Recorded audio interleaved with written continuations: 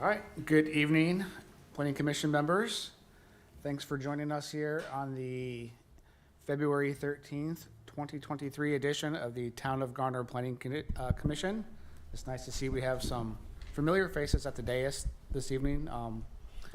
Our staff will be joining us up here at the desk from now on rather than at the tables in front of us. So just a slight change, but happy to have you at our table. Happy to have you back, I guess. It's been a while. It has. With that, we'll go ahead and do roll call, please. Okay, I will call the roll. Gina Avent. Present. John Blasco. Here. Ralph Carson. Present. Philip Jefferson. Here. Bong Moa. Here. Sherry Phillips. Here. And Michael Voiland. Here. That's 7 members present. Thank you much. Moving on, next, Mr. Voiland, I believe, has offered to give us a moment of reflection to start our meeting tonight. Yes, no need to bow your heads, just offering a thought. A few decades ago, a management expert and author of several books on organizational planning offered this tidbit. He said, planning is bringing the future into the present so that you can do something about it now. In the same vein, let's consider the following as we start our meeting. With each land use proposal we receive, or with any plan that we help fashion, we should always keep in mind the charge we have been given as the Planning Commission, and that is to imagine the future of the town of Garner with collective understanding, knowledge, and vision in a way that problems can be avoided and many positive qualities of life can accrue to our townspeople in the coming years. Thank you very much. Well said. With that, moving on to the next item of our agenda, minutes from our previous meeting. Any comments, or do we have a motion?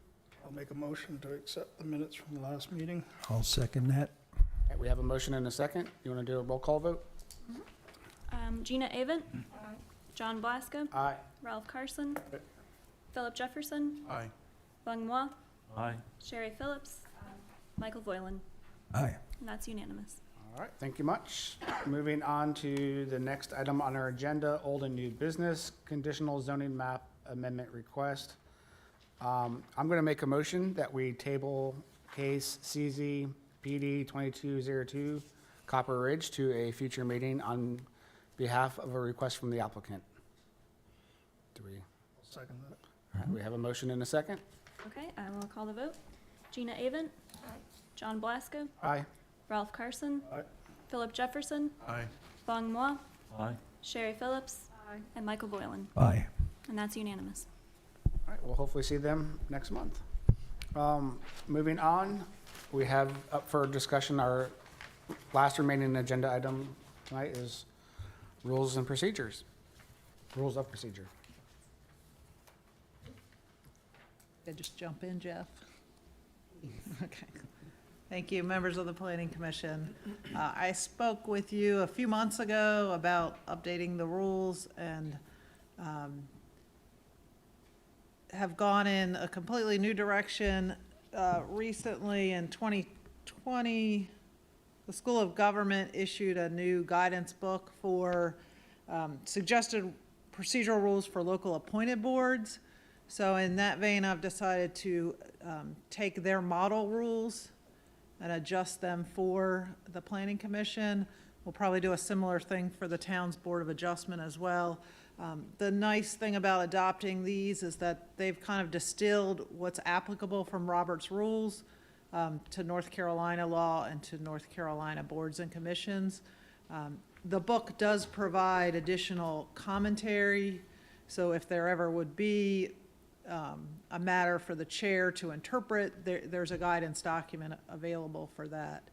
So as you see, these rules will track the rules in the book so that if a question came up about Rule 25, you could quickly go to the book and look at the guidance that's provided there. Not often does this become an issue with the Planning Commission, but just to highlight, because this happened in 2020, as you know, that was when the pandemic started and we went to remote meetings. So I did include in here that a member who's not physically present could participate if approved by the remaining members of the commission. I think that's been done one time since the state of emergency, expired. So, but again, during a future state of emergency, it would be done in accordance with the remote meetings law, unless the town council would say, we don't want any boards and commissions meeting during this time, and they would have that option. Basically, everything else that was in your rules that was not already covered by the UDO has been incorporated into these rules. They're just in a different order than you saw previously.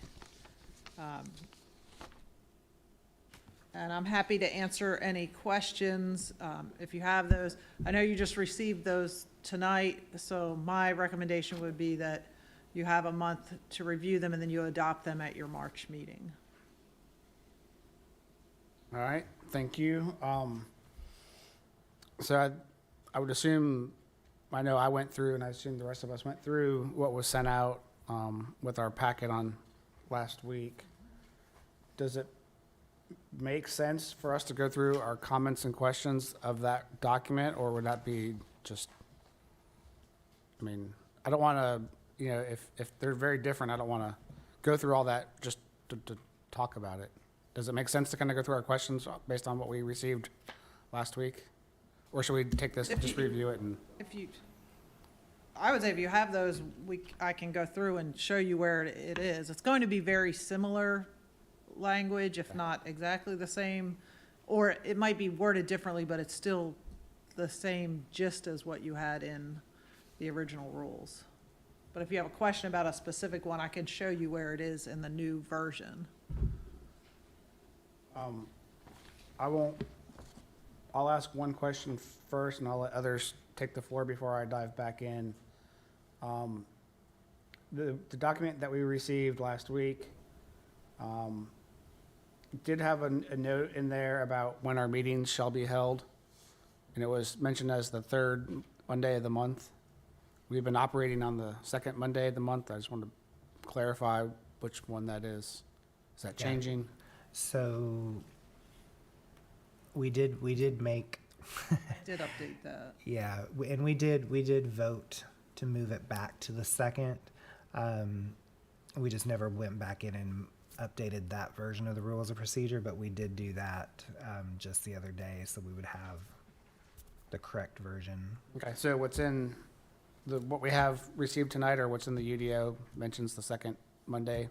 Okay. So it's up on the screen. It's the second Monday, but then you have the option of changing the regular meeting schedule if necessary. That can be done either by calling a special meeting with 48 hours notice or changing your regular meeting schedule with 7 calendar days notice. And that's in keeping with state law. Okay. As long as you brought that up as your first question, I will just make note that council is considering moving their meetings to 6 o'clock, which for staff, that's not a bad thing, I'll say. But I did just want to make you aware of that. We're fine with keeping planning commission at 7, but if there is any interest to move to 6, now would be the time to probably talk about that and entertain it if you. Well, before we move on to other questions and comments, now seems like a great time to talk about the meeting time. Any thoughts from the commission about meeting time? Currently meet at 7. Is there any reason to move to 6 or 6:30, or shall we keep it at 7? I'll entertain any ideas. Mr. Chair, I would be very happy to keep it at 7. But I think Understood. sometimes it's just hard to get here than in the business day, but I will go with the consensus. I have no concern. It doesn't matter to me. I'd like to see it stay at 7, just for difficulty getting here earlier. Anybody else? Other comments? I say we keep it at 7. And maybe for Mr. Triesenberg's benefit, we'll move it to 7:30, maybe 8 o'clock. No, 7 o'clock I think is fine. That's fine with us. All right. I'll go ahead, maybe this makes sense to just go down the line. Mr. Mao, do you want to go through any comments or questions you have? No. Okay, Ms. Avent? Mr. Jefferson? Ms. Phillips? Mr. Carson? I've got two questions, and on Rule 4, and again, it goes back to the way that our chair opens the meetings, but it says that under item A that it shall be open to the public. So is it a public meeting, or is it a public hearing, or is there a difference between a hearing and a meeting? And I guess then I refer back over to Rule 31, Section A, so I'm just trying to clarify between open to the public, public meeting, public hearing, what town council has approved. Is it a meeting? Is it a hearing? So, the planning commission as a public body, has to hold open meetings. So under state law, all of your meetings are open to the public, which means they can come and observe. Which is a little different than a public hearing where, a public hearing, there has to be public comment allowed. There has to be a period for that. So you do not hold public hearings, but you have public comment. You allow public comment on virtually every item on the agenda. I don't know that you would deny that, but, so yes, there is a difference. A public hearing is a specific type of meeting under state law. It requires a certain kind of advance notice that typically for the items before council that are public hearings, there's posting of the property, mailing of notice, putting it on the website, those kinds of things. But public comment has been the practice of planning commission to accept public comment on agenda items, so that's been incorporated into this. So, so at all times, members of the public have the opportunity to come and observe. And then you have the discretion to decide when you want to allow the public to participate. But typically in your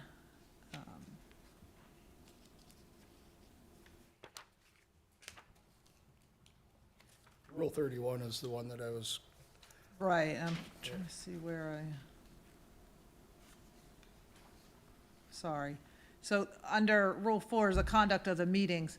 Typically, you do allow speakers in support and opposition that are not just the applicants of projects. So that's been retained from your previous rules. So you are allowing public comment, but not having public hearings. I guess I'm still a little bit fuzzy on that, but, okay. As long It's a as- legal distinction, Yeah, and that certain rights to notice are afforded for public hearings. That's probably the biggest. Yeah, so for a Difference. public hearing, public comment is required. Is that correct? Right. For our meetings, public comment is not required. However, we do allow it out of practice. And we don't typically offer public comment on UDO changes or text amendments, or we can, but we typically haven't. Usually it's more dry, and public has typically not as engaged. But sometimes they are. We heard about it, last month with the notification. my second question is regards to Rule 7A. Is there a reason, given that this is recorded and broadcast, and I believe it's available to pull it up on the town site later, but is there a reason for allowing anybody to come in and photograph and record or reproduce? It's state law that they have the opportunity to do that. Again, even with town council, even though that's streamed and available, occasionally the press will come, the media will come and want to film although they seem to do a very good job of just taking the Facebook live stream and rebroadcasting that. There are sometimes individuals who want to video it with their phone, and they would be allowed to do that as well. It's a right afforded under state law to individuals. It started with the media, but it's also afforded to individuals. Okay, thank you. It doesn't usually happen often here, but it does happen with town council on occasion.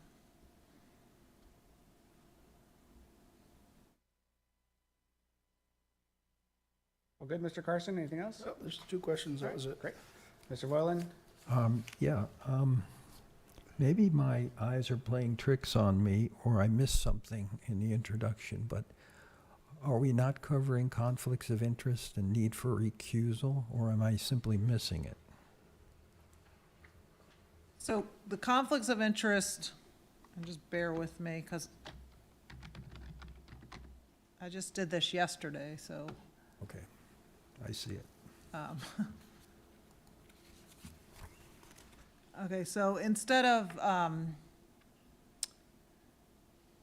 so yes, you have to abide by conflicts of interest regardless, but now there's just a reference, because this has been a little bit in flux in state law, there's a reference to the state law rather than reiterating it all in here, but if you prefer to have that spelled out, that can be added to this rule and just, but it would be the state law provisions on conflict of interest. Well, I don't know if I have a preference or not. I just recall that in the olden days, there was an actual distance from a particular plan or proposal that a member would have to recuse himself from or could not vote on. Right, that's no longer the standard for council members under state law, and there's no longer that standard for planning commission or other appointed boards. Now, if there's at any time where either a member feels uncomfortable or the remaining members of the planning commission feel that the other member has a conflict, you can vote to excuse them. We used to call it recusal, now the word is excuse. Oh, okay. But So, for instance, if you were the HOA president and it's something in your Yeah. community and you felt like you could not give an impartial recommendation or review of it, that would likely be already covered under an associational membership. So there's familial and then there's also associational. right. So there might be some situations where you would, you or other members might not feel that there's that you would be sufficiently impartial. So if a member of the commission feels that his closeness or whatever, his affiliation with a group and a proposal is not swaying his judgment, but the other members feel that it is, what happens? How is that adjudicated? Right. I guess it would probably come up if an applicant or something, someone like that would say, I don't feel that you can be impartial, and then would ask, and then there would be a motion and a vote on Okay. whether to excuse that member or not. So in other words, it would come to light one way or the other, whether it's through the person himself, through other commission members, or through someone, an applicant. Right. Okay. So along those lines, I think it would be helpful. I don't know that we need to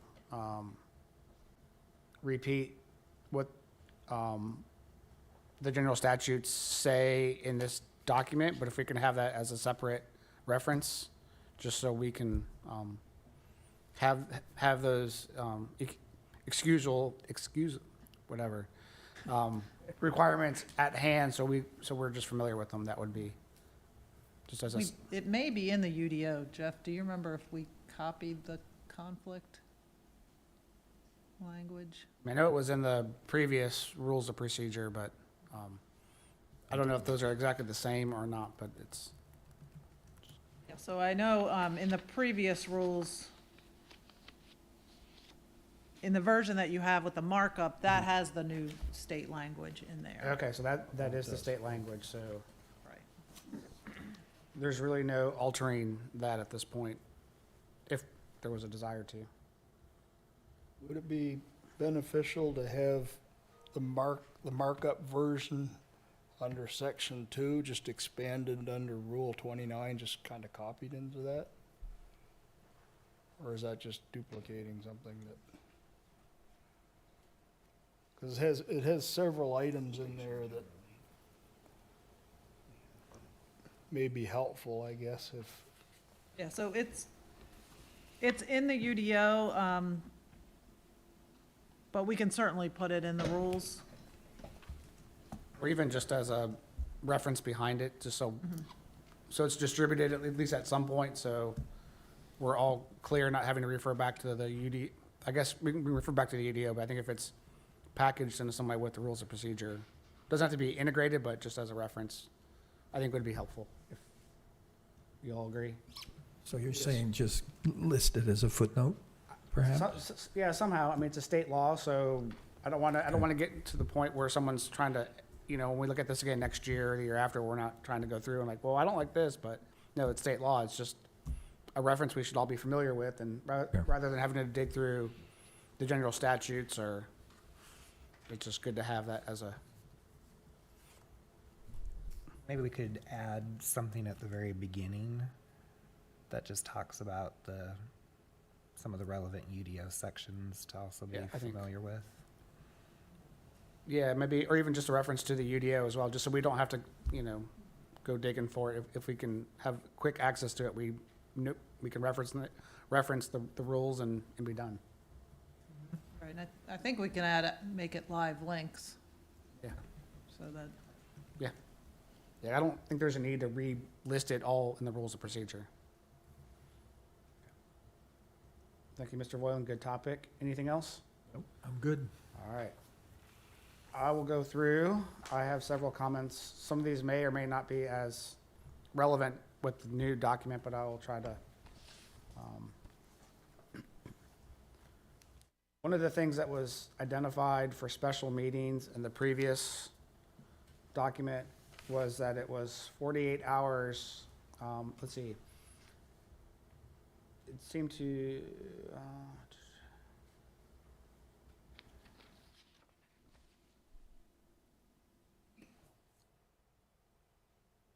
I just want to make sure that the special meeting can be, needs to be called within 48 hours, and it doesn't have to be called at a meeting. So if we were next week to call a special meeting for some circumstance, it was 48 hours from then, not 48 hours from, because I feel like not all special meetings are called from right, at a this meeting. Right, so, basically with all of the meetings, the chair or a majority of members may call a special meeting. I did shift the notice requirement to the planning department because it used to be the chair and rarely if ever would the chair be providing the notice, especially because under state law, it has to be posted on the website. It has to be provided to the list of people who have information that you might not have to be able to do easily within 48 hours. All right, this is just a clarification. There was a sentence that said, failure of a member physically present at the meeting to vote shall be recorded as an affirmative vote unless said member has been properly excused. Just clarifying that means if that person were to abstain from the vote. So if there was a roll call and I abstained from the vote, even though I was sitting up here, that would be cast as an affirmative. Is that correct? Right, or if Okay. you stepped out of the room without All right. being excused and, Okay, yeah. so excused used to be you were being excused and allowed to leave the meeting early or something like that. Recusal was you had a conflict of interest. Now the state has kind of lumped them into saying excused for everything. So if someone excuses themselves from a case because of a conflict of interest or whatever the reason may be, their lack of a vote would not be deemed as affirmative. Right, once the commission votes to approve that excusal, recusal, then yes, then you're not part of the vote. But if you would just get up and walk out, Sure. You would be an affirmative. Okay. No, that makes sense. Appreciate that. Talked about that. One of the things about the conduct of the meeting and how we provide opponents and proponents 10 minutes each. We have, at least in my time, traditionally given the applicant 10 minutes, and then we've given proponents in the audience 10 minutes and opponents 10 minutes. Do we need to, because I think the way the rules are written now, it's the applicant and the proponents are included as a single group. We've been doing it as two separate groups. I think maybe something we want to change.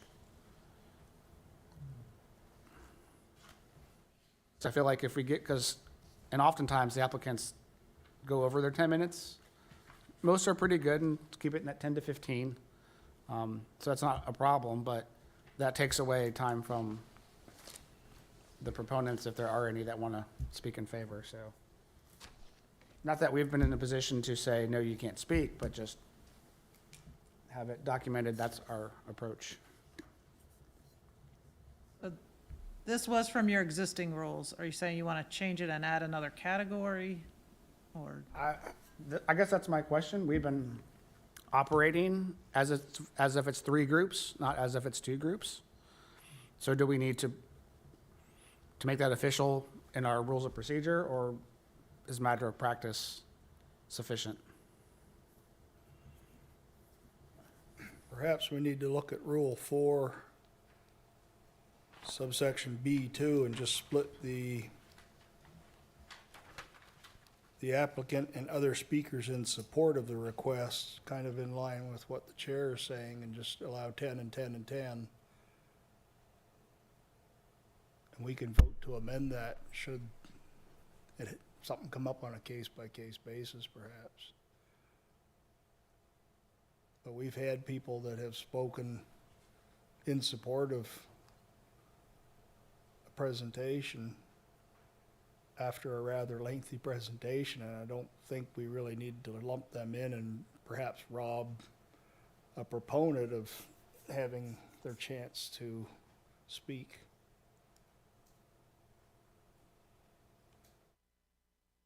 I think the way that we have been doing it has worked well for the commission. do you want to keep that at 10 each, or? That would be, I mean, that's the way it's been done, and I think in habit. And I think that would then leave it open to the chair or one of the members if something went sideways to cut that time limit back by a motion. I would be definitely in favor of, applicant gets their time, then the proponents get their time, and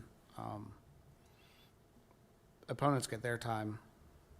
Whether that's, I think the applicant 10 minutes makes perfect sense. I think for the most part, 10 minutes for the opponents and proponents makes sense. There have been one or two times where I wish we could have cut that short because it got kind of out of hand. I just pose this as a question, and maybe this is splitting hairs, but does it make sense to give the public 5 minutes each, and then we can extend it as we see fit? But that kind of gives us that out that if they're getting unruly, we can shut it down. Or is that, maybe I'm splitting hairs, maybe I could shut it down anyway, I guess. I mean, just talking things through. We have had a number of people that were against certain things, and luckily they've kind of spoken with 2 or 3 spokespeople, and it stayed under that 10, but I think the 10 still allows you to cut it off at 10. Yeah. And 5 may be a little short if you have, people are nervous when they get up, and we've seen them take a little bit longer perhaps, so. Yeah. I think it's gotten better since you've tried to explain every time we get to that point. And Yes. I've tried to do that when you aren't Yeah. here. You know, what that time limit really means and when we have repetitive comments and I think that has been, I think, educational, and I could see people like thinking about, okay, who's gonna talk? Right. That keeps us, but we have had some time. There was one meeting in particular that got kind of ugly, and I don't know if you were here for that one or not. I don't think so, but, There was one with a big crowd that went on for a while, if that's the one. you there might was be one where thinking people were starting to yell. of. Oh, no, I wasn't here for Yeah, that one. it was not pretty. All right, I mean, I'm fine with keeping it at 10, because like I said, I think Jeff kind of nodded his head that if it gets unruly, I can gavel it closed prior to that 10, if need be. So in some ways, it's at the discretion of the chair. Yeah, And that's gonna be based on 3 groups, right? The applicant having 10, and then proponents and opponents. I agree with that. So this last line will be provided the same amount of time extension is applied to applicants, proponents, and opponents, just so that it's equal time to everyone. I think that makes sense. Mr. Boylan, looks like you're getting ready to. I just have a comment. I'm not arguing for an amount of times or minutes, but I'm just trying to put myself in the shoes of someone who's opposed. And they've heard the staff presentations, and most often, the staff presentation ends with a suggested motion. Most of the time, it's to approve. Then they hear from the applicant, and then they hear from speakers in support of the application.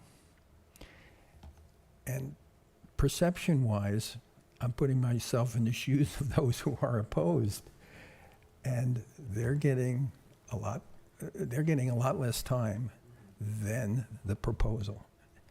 I'm just offering that as a perception, that's all. No, that's a fair point. Well taken. Your existing rule is not unusual. That's generally how most jurisdictions handle it, so that the applicant isn't stacking up a lot of people. Usually the applicant can organize the presentation, they know who are supporting, whereas opponents may be opposed for different reasons and not in cohesive groups. Okay? But it's certainly at your option.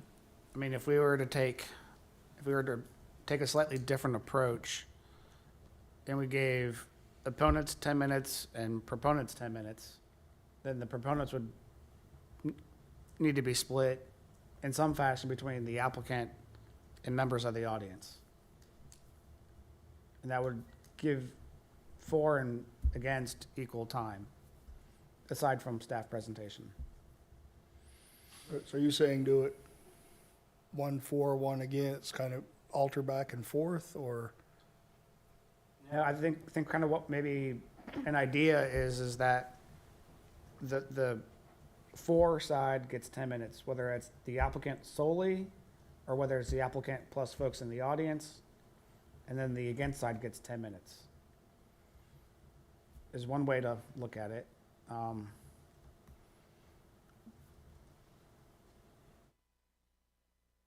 then you always have the discretion if there's a lot of people supporting something that the applicant hasn't presented, the chair has the discretion to allow additional time.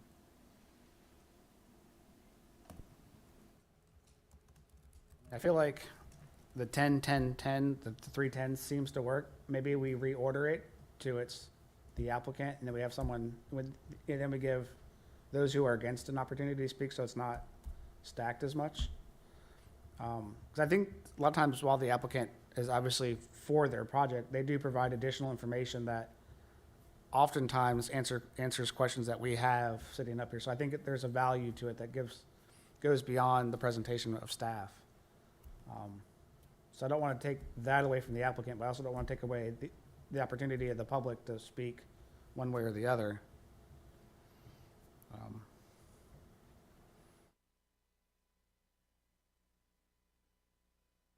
Thoughts?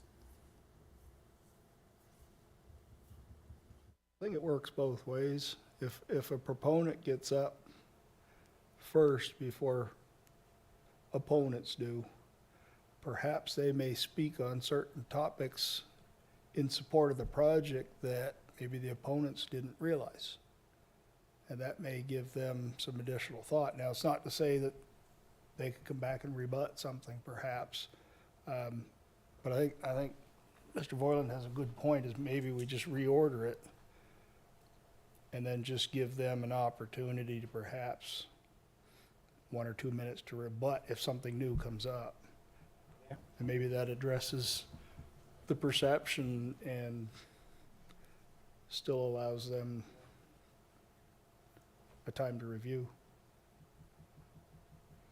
Works for me. I mean, I don't think there's a perfect answer, unfortunately. I think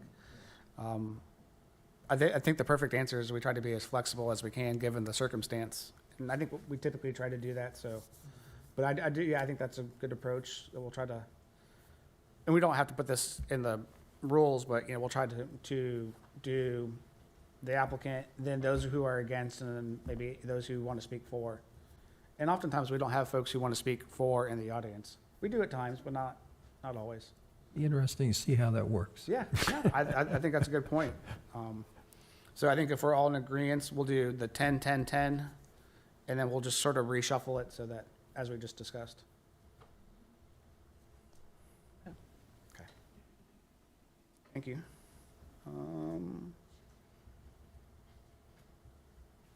This may be getting a little nitpicky, but in the previous version about the debate and the member who made the motion is entitled to speak first. Here we go. The chairperson shall state the motion and once seconded, then shall open the floor for discussion. It's rare that the chairperson restates the motion. We've been relying on staff to restate the motion. Again, maybe that's getting a little too nitpicky, but I just want to make sure that we're clear on if that's what we want to do, then we'll just all need to be better about restating the motion, which is fine. Or if we're okay with letting staff restate it. I feel like having staff restate it helps because it makes sure it gets documented in the minutes pretty clearly. Maybe I should let staff, Ashley, if you want to. Yeah, I tend to like to clarify to make sure if there was an amendment or anything that I've gotten the language correct. But either way. So you want to add the presiding officer or Staff. town staff? Mm-hmm.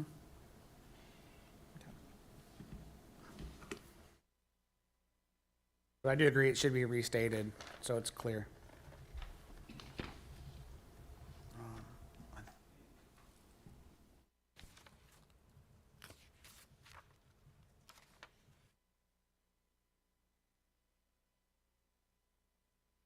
Do we need to discuss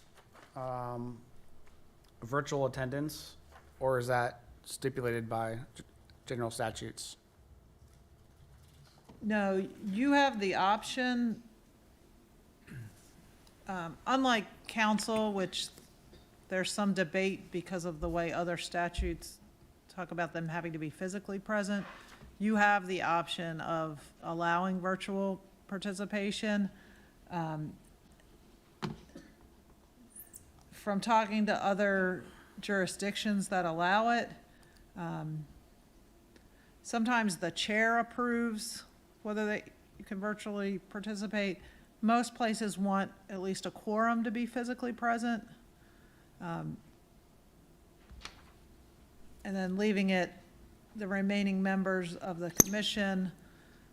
You may get into issues where who asked to be virtual first and, how many are you going to allow? But there haven't been that many, opportunities or needs for the virtual participation. But I put it in here to give you that option. If you want it to be approved by the chair, you could have that approved by the chair. Of course, if the chair's the one going, we would not recommend that the presiding officer be virtual when the rest of you are in the room, because it's just difficult to run the meeting virtually if not everyone is virtual. All right, so my recommendation, we'll kind of take it piece by piece, but I think we discussed this last time, but I don't I think, as you said, Ms. Jones, that the chair and the vice chair need to be present. If you're not gonna be, if you're a chair or vice chair and you're not gonna be present, then I think you need to excuse yourself. Vice chair, maybe is up for debate. It kind of depends on the situation. If I'm here and I'm presiding over all cases, then I suppose Philip could be away. But if there's an opportunity where I need to excuse myself, then I think Philip would need to be here. Or whoever those people may be next term. But, so I think that's my first point. Unless the whole meeting is virtual. Unless state of emergency and no one can be here. Which, Luckily, we haven't had, that something happened, and, chair and vice chair aren't able to be at a meeting. But I guess if that was the case, well, we wouldn't know that. We wouldn't have a 7-day time frame of something like if we both were sick at the last minute, or.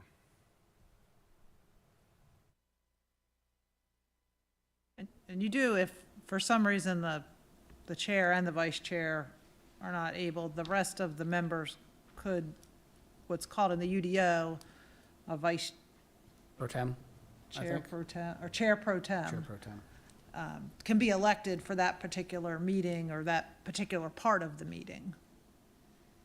So then that really kind of covers that. Yeah, so I think essentially as long as, so I would, simplify that a little. My previous statement is that the chair needs to be present, or whoever is presiding as chair needs to be present. If the chair cannot be present, then a chair pro tem should be elected, or the vice chair should run with it.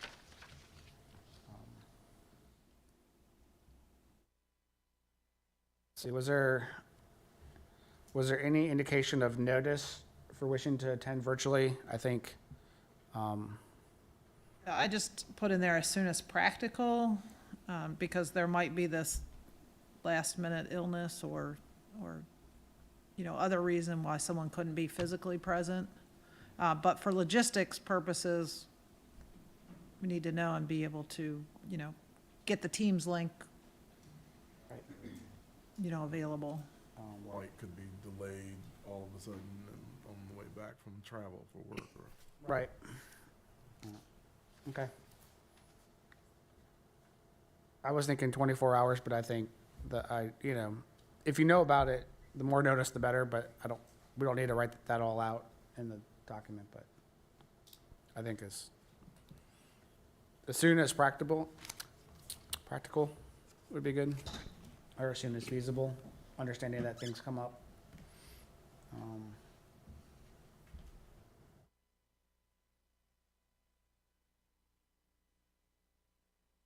Does the chair have the right to refuse virtual attendance? Or should they? Well, in this version, it would be approved by the commission. So as you start the meeting, you would then approve whether or not the other member could participate virtually. And that just gives us a record to know whether they can vote on things, as we have it in here, they can participate in deliberations, make motions, and vote. You could decide that they could observe the meeting and not participate as a member or vote. And then you would excuse them technically from the meeting. But this allows the member to do everything they would be as if they were in the room, if the commission approves it. And that's in there to prevent anyone from abusing. And which kind of leads me to my next question. Does it make sense that we treat someone who were to attend virtually multiple times as we might treat someone who's missed meetings, and that after 3 absences, you could be referred to council for removal? Or, again, not trying to be mean, but just trying to avoid the abuse of the virtual option. I mean, if the intent is that we're all here, unless there's an extenuating, unless there's snowstorm or hurricane or what have you. Right, so, that language is in the UDO about missing 3 consecutive meetings. Of course, it doesn't contemplate if virtual or is different, but, I mean, you certainly could make a report to say, you know, this member did not physically show up and we did not allow them to participate virtually, and therefore they have absences, you know, they have more than the requisite absences. I think we need to allow some interpretation there and the way it's written, because I don't know, there could be something very peculiar that might happen to a certain person, but they still want to fulfill their obligations. And if those obligations can be done, if the whole commission meets virtually, I don't see why we couldn't, on a case-by-case basis, say, okay, this person is in the hospital and they're going to be virtual for the next couple months, perhaps. I think we just leave that up to Yeah. vote by vote. If there seems to be an abuse by somebody, there's methods to address that, maybe personally before Okay. it takes another step. Yeah. I don't think anybody here intends to abuse anything. I think we're all here doing the best that we can, and if something comes up, we can address it. Yeah, no, I agree with your sentiments. I was just wondering and thinking that if we should, you know, put it in language that says if, you know, just to kind of give us an out for, in 3 years when someone does try to abuse it, we have an out, you know, we can say, well, it says right here, you know, but I think to your point, you know, we're gonna be as lenient and flexible as possible. An understanding. And yeah, I mean, at least I would as chair, but when some of us rotate off and someone else comes on, we don't know, so. Just trying to give us that protection. But if you think we're fine with the language that language we have, then I'm okay with that.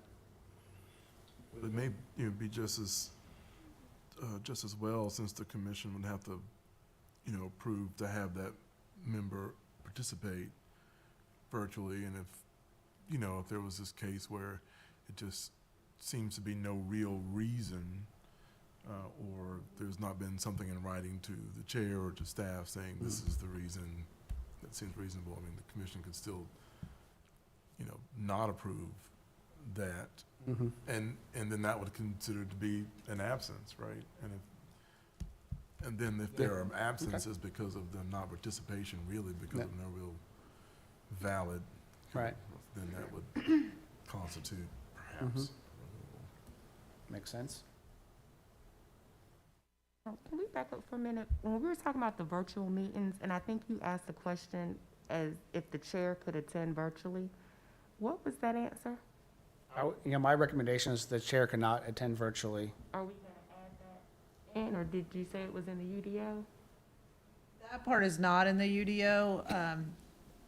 The recommendation is that it's difficult to run the meeting remote, if you're the only one that's remote. So I can put in a clarification that the presiding officer should be physically present. In any You know, event that- this isn't intended to be for a fully remote meeting unless there is a state of emergency, so the recommendation is there at least be a quorum physically present. Now, there might be some kind of strange, you know, circumstance. Sure. Then I think that works for me as long as, there should be a quorum present and then Right, so if the chair is virtual, then the vice chair would run the meeting, or either chair pro tem. Okay, perfect, thank you. So, yeah, I'll add some clarifying language. and if both Philip and I are virtual, you're running the meeting. No matter if you're on commission or not, it's gonna be in there. That There's Gina, almost yeah. happened once, actually. Is there a time in which the meeting would need to be virtual? That's perhaps not in a state of emergency, like is that? So the way the state law is now, it's only if the governor or the council of government declares a state of emergency. however, the town council could declare a local state of emergency, but it's unlikely, I guess not impossible, but it's unlikely if there's a state of emergency because of some kind of natural disaster or other event here that you would still hold a meeting, that you would still need to. We but- could be in a situation where maybe, council chambers has a flood, pipe bursts, whatever, and then it only affects this room, but we can't be in here because it's, Right, but likely you'd relocate the meeting to somewhere else, okay. but I guess, If something went on in the neighborhood, the shopping center was on lockdown and they weren't letting anybody in the perimeter and we couldn't get to the building for the meeting. right, but my guess is you'd cancel the meeting in that, because the public couldn't also attend, Gotcha. Although when everything was remote, there was a way to do the public. But I would think in a local emergency, probably there's not gonna be meetings occurring, that they're gonna get postponed. But that could be a scenario where that could happen. But you're right, if there were no meeting places available and there was a reason to continue to conduct business, there would be an option. But you would probably have to vote to suspend the rules and, Sure. Okay. I think that was really all that I had. Hopefully that gives you some direction for some small adjustments. I did have one more thing I wanted to bring up that I just saw on here, just as a point of clarification for the commission members, in regards to a public meeting, and what constitutes a public meeting. I believe if, more than 3 of us plan to gather somewhere, then it becomes a public meeting. Is that correct? Is that how I understand it? you have 7, so it would be 4 of you, unless you have some kind of subcommittee. Or, unless you have a committee that's less than the full.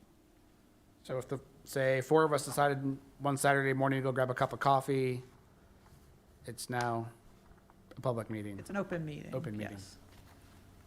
And technically, the public should be Invited. available to watch. Right. Or you don't discuss planning commission business. Okay. But if we just happen to show up at somewhere and like, oh, hey, and we talked about planning commission business, then it's, I don't know, maybe I just want to make sure that's clear because I don't want anyone to kind of get in trouble for something that wasn't intended.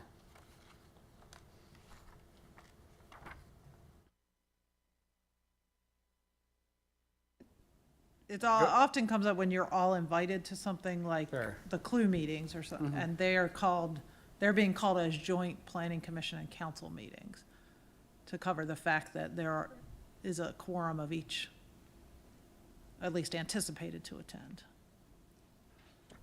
Yeah, I know there's been ideas floated around, about possibly, getting together for a coffee on a Saturday morning, just, talking about what's going on in the town, just try, catch up because we all enjoy those conversations, nothing specific, no specific agenda, no specific cases, just, we like to talk about how the town grows. But if you have 4 or more, then it becomes an open meeting. Wouldn't that fall under Rule 9 and Rule 10? I mean, you've got your regular meeting schedule. That's date and time is set forward, and then you have your special meeting, which would require at least 48 hours notice. So if we all end up at the same place by happenstance, does that really constitute a meeting if we haven't met Rule 9 or Rule 10? It technically is a meeting under state law if you discuss public business, but if it's just a purely social gathering, then it's not. I think it's probably a difference, correct me if I'm wrong, but if it's by happenstance versus if you organize it. Technically, it doesn't matter. matter. Yeah, so some jurisdictions where they would drive planning commission members around to the sites, that's technically a meeting and the public has to be able to watch that. That's very difficult if you're in a van that can't accommodate them. So a lot of places got away from doing that because the thought was, while you're riding to the site, you're discussing what you saw.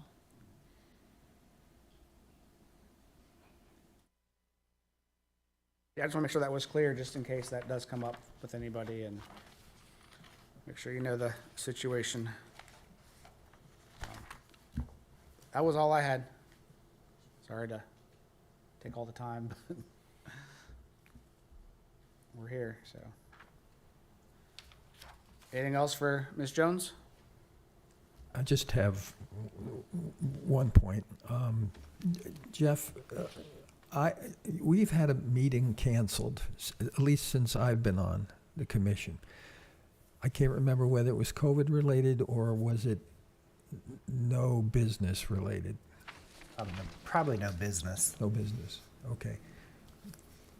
Are you comfortable with the language here, whenever there is no business? I mean, comfortable in a way if someone can say, hey, you got meeting minutes to approve. That's business. Is your definition of no business, no new business, no new applicants? More, something that's not just administrative in nature, yeah. Okay. So you're okay with this? Yeah, I mean, that's how, It doesn't have to say no new business, but just No. no business, okay, Yeah. all right.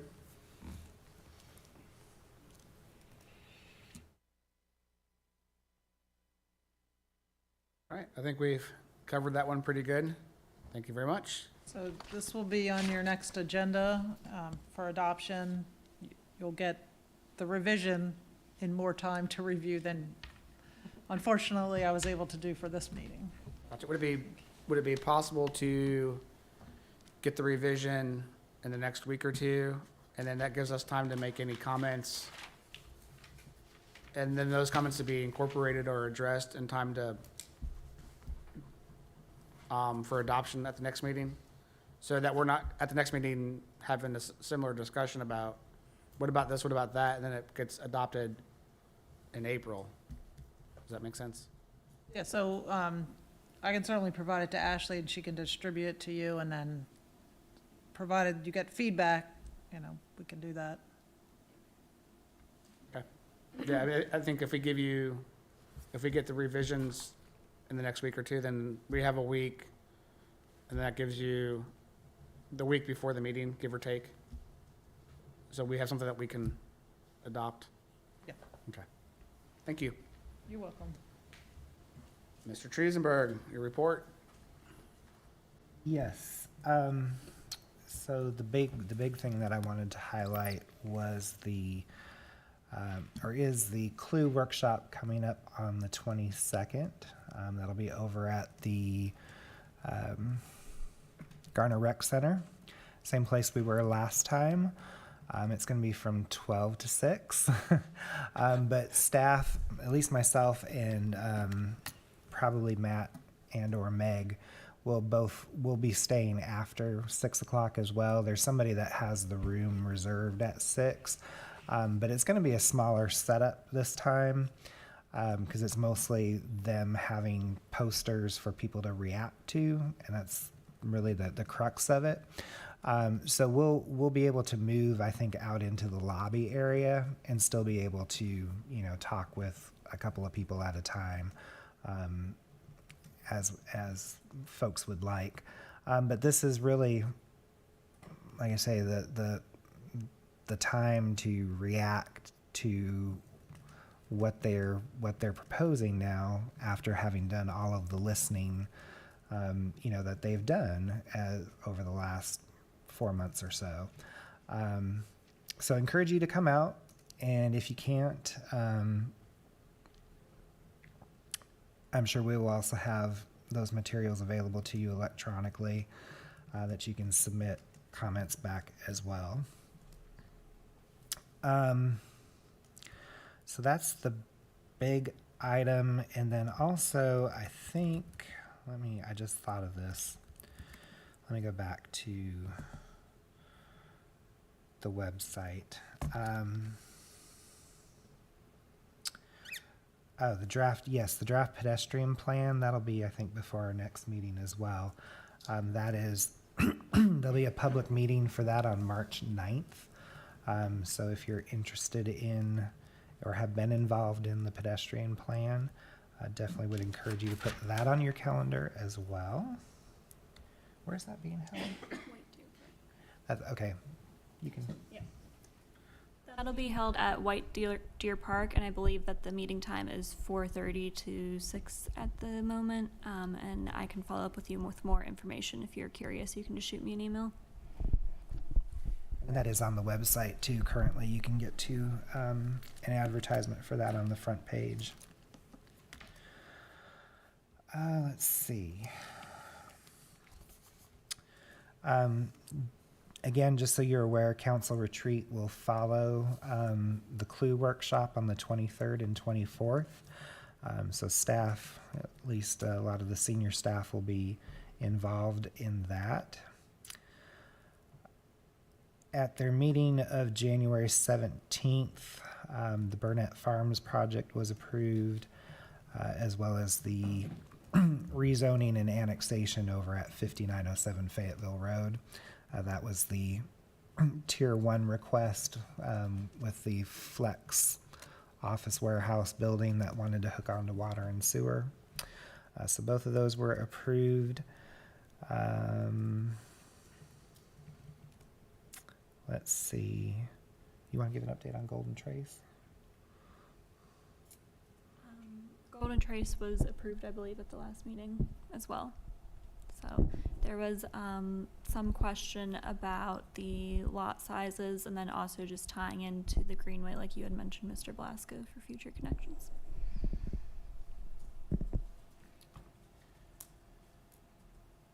Just to follow up on that one, I know Jeff, I'd sent you an email after the fact about just clarification on sidewalks and road improvements across, because if y'all recall, there was a parcel, I can't remember the cardinal direction, but left and right of the frontage that were sort of the same ownership, but were not being developed. And and can you just clarify what the final ruling on was in terms of road improvements and sidewalk and across those?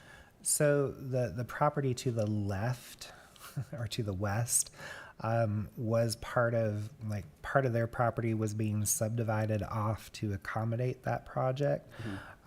So they will be required to dedicate and improve as far as they can. There is a stream at the far western end of that property, so they'll have to stop it at some point. That's agreeable to engineering and do a fee in lieu for the remainder. The property to the east, however, is a pre-existing parcel. It was not being subdivided. It existed as it was. So not a lot that we can do there, but potentially target that for a small project down the road. Okay, thank you. We have a new employee, because you haven't been introduced yet to planning board, have you? No. We have Burnett Brown, who has joined us in the planning department. You want to get up and say a few? She comes to us as a part-time. Were you at Parks and Rec? Yes, I was at Parks and Rec Yes. part-time. I am a former state employee of just about every agency that we have here in North Carolina. I have worked at DOT, at DMV, at Public Safety, and at Cultural Resources. So I am pleased to be here and serve the citizens of the town of Garner, and I look forward to assisting you all also on this committee. Welcome, thank you. Thank you. Yep. Yes, Burnett you live in Clayton, right? And she has a much shorter commute now. It's always a good thing. But yeah, we have been talking internally, Sarah, David, and I, with Ashley giving more presentations. We're looking at potentially maybe juggling some things. So Burnett may be joining me up here. So we're still working out the details on that, but glad that you were here tonight to see how things go. Sorry, we didn't have any business other than the rules of procedure, but there'll be more of that. So yeah, we're very excited to have her on board because that puts us at 9 of our 10 positions being filled. Our vacancy still is the transportation planner. We've advertised that twice. We have had one applicant. That one applicant was not, didn't meet several of the minimums that we really needed to have. So we are looking at potentially revamping that position somehow. HR is working with me on a couple of ideas. We'll see how that goes, but transportation planners are few and far between right now. Lots of jurisdictions are looking for them. So, but yeah, that's, I think, all that I have, Mr. Chair, unless you all have questions of me. The only question I had is, given that we've had 2 cases being tabled in this one tonight and one previously, how's March shaping up for us? I believe there are 3 on the agenda, as well as the text amendment for March right now, and then also adopting the rules and procedures, so. Okay. Yeah. Sounds good. Anybody else? Could you repeat again the draft pedestrian plan? What date is that on and what time? So there is a steering committee meeting this Wednesday, but then there is a public meeting on March 9th, and it would be at the Nature Center at White Deer Park. And it's a little bit earlier in the afternoon. I believe that the consultant's setting up at 4. 4:30 to 6:30. So it'll be open to the public 4:30 to 6:30. Got one question. Has council made a decision on the notification radius that we had Yes. talked about? Yes, they ultimately settled on 800 feet. So we'll be, it's in our court to finalize the wording on that and bring it back to them for a final vote.